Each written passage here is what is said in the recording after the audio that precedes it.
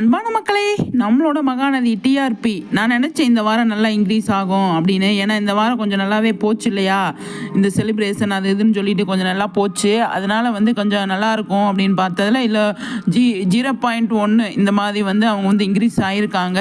நல்லது தான். அடுத்த வாரமும் இன்க்ரீஸ் ஆகிறதுக்கு நிறைய சான்ஸ் இருக்குது.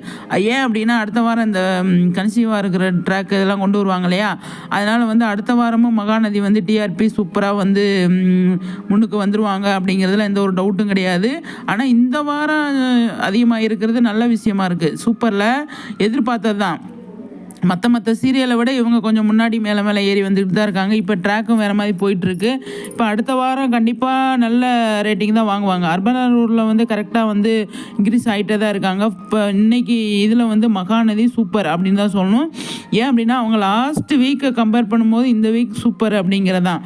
இந்த வீக்கை கம்பேர் பண்ணும்போது அடுத்த வீக் ரொம்பவோ சூப்பராக இருக்கும். ஏன்னா அதில் இருக்கிற ட்ராக்கை கொஞ்சம் வேறு மாதிரி கொண்டு போகிறாங்க, கதையும் கொஞ்சம் வேறு மாதிரி ட்விஸ்ட் பண்ணி கொண்டு போகிறாங்க இல்லையா.